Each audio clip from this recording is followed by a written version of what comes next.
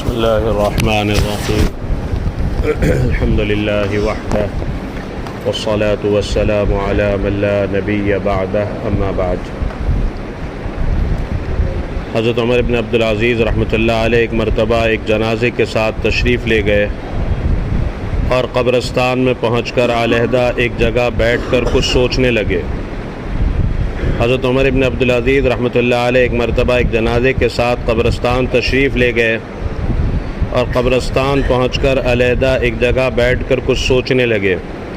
کسی نے عرض کیا، امیر المومنین آپ اس جنازے کے ولی تھے، آپ ہی علیحدہ بیٹھ گئے؟ فرمایا ہاں، مجھے قبر نے آواز دے دی اور مجھ سے یوں کہا کہ اے عمر بن عبدالعزیز، تو مجھ سے یہ نہیں پوچھتا کہ میں ان آنے والوں کے ساتھ کیا کیا کرتی ہوں؟ میں نے کہا تو ضرور بتا۔ اس نے کہا ان کے کفن پھاڑ دیتی ہوں، بدن کے ٹکڑے ٹکڑے کر دیتی ہوں، خون سارا چوس لیتی ہوں، گوشت کھا لیتی ہوں، اور بتاؤں کہ آدمی کے جوڑوں کے ساتھ کیا کرتی ہوں؟ مونڈھوں کو باہوں سے جدا کر دیتی ہوں اور باہوں کو پونچھوں سے جدا کر دیتی ہوں اور سرینوں کو بدن سے جدا کر دیتی ہوں، سرینوں سے رانوں کو جدا کر دیتی ہوں، رانوں کو گھٹنوں سے، گھٹنوں کو پنڈلیوں سے اور پنڈلیوں کو پاؤں سے جدا جدا کر دیتی ہوں۔ یہ فرما کر حضرت عمر بن عبدالعزیز رحمۃ اللہ علیہ رونے لگے اور فرمایا لوگوں، دنیا کا قیام بہت ہی تھوڑا ہے اور اس کا دھوکہ بہت ہی زیادہ ہے۔ اس میں جو عزیز ہے، عزت والا ہے، وہ آخرت میں ذلیل ہے۔ اس میں جو دولت والا ہے وہ آخرت میں فقیر ہے۔ اس کا جوان بہت جلد بوڑھا ہو جائے گا، اس کا زندہ بہت جلد مر جائے گا۔ اس کا تمہاری طرف متوجہ ہونا تم کو دھوکے میں نہ ڈال دے، حالانکہ تم دیکھ رہے ہو کہ یہ کتنی جلدی منہ پھیر لیتی ہے۔ بے وقوف وہ ہے جو اس کے دھوکے میں پھنس جائے۔ کہاں گئے اس کے وہ دل دادا جنہوں نے بڑے بڑے شہر آباد کیے، بڑی بڑی نہریں نکالی، بڑے بڑے باغ لگائے اور بہت تھوڑے دن رہ کر سب کو چھوڑ کر چل دیے؟ وہ اپنی صحت اور تندرستی سے دھوکے میں پڑے کہ صحت کے بہتر ہونے سے ان میں نشاط پیدا ہوا اور اس سے گناہوں میں مبتلا ہوئے۔ وہ لوگ خدا کی قسم دنیا میں مال کی کثرت کی وجہ سے قابل رشک تھے، باوجود یہ کہ مال کے کمانے میں ان کو رکاوٹیں پیش آتی تھی، مگر پھر بھی خوب کماتے تھے۔ ان پر لوگ حسد کرتے تھے، لیکن وہ بے فکر مال کو جمع کرتے رہتے تھے اور اس کے جمع کرنے میں ہر قسم کی تکلیف کو خوشی سے برداشت کرتے تھے۔ لیکن اب دیکھ لو کہ مٹی نے ان کے بدنوں کا کیا حال کر دیا، خاک نے ان کے بدنوں کو کیا بنا دیا، کیڑوں نے ان کے جوڑوں اور ان کی ہڈیوں کا کیا حال بنایا۔ وہ لوگ دنیا میں اونچی اونچی مسحریوں پر، اونچے اونچے فرش اور نرم نرم گدوں پر نوکروں اور خادموں کے درمیان آرام کرتے تھے۔ عزیز و اقارب، رشتہ دار اور پڑوسی ہر وقت دلداری کو تیار رہتے تھے۔ لیکن اب کیا ہو رہا ہے؟ آواز دے کر ان سے پوچھ کہ کیا گزر رہی ہے۔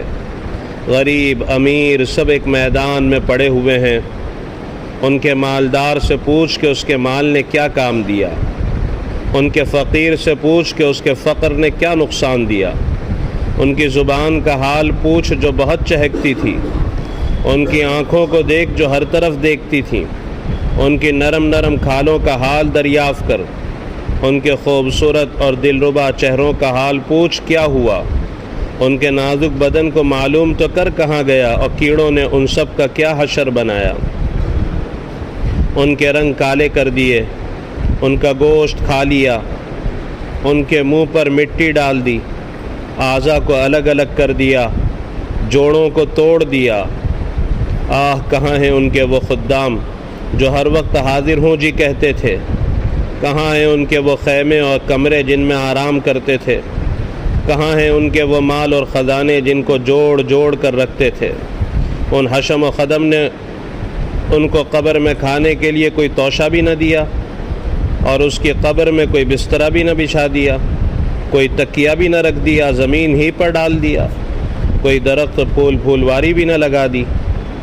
اب وہ بالکل اکیلے پڑے ہیں، اندھیرے میں پڑے ہیں۔ ان کے لیے اب رات اور دن برابر ہیں، دوستوں سے مل نہیں سکتے، کسی کو اپنے پاس بلا نہیں سکتے۔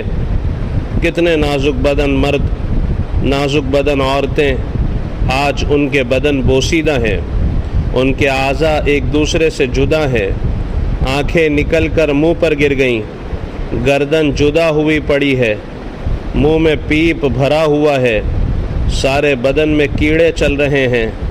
وہ اس حال میں پڑے ہیں کہ ان کی بیویوں نے دوسرے نکاح کر لیے، وہ مزے اڑا رہی ہیں، بیٹوں نے مکانوں پر قبضہ کر لیا، وارثوں نے مال تقسیم کر لیا۔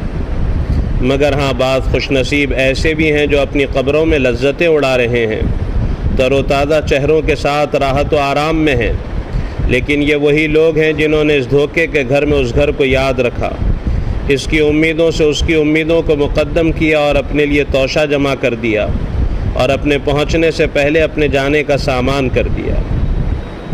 پھر عمر بن عبدالعزیز رحمۃ اللہ علیہ فرمانے لگے، اے وہ شخص جو کل کو قبر میں ضرور جائے گا، تجھے اس دنیا کے ساتھ آخر کس چیز نے دھوکے میں ڈال رکھا ہے؟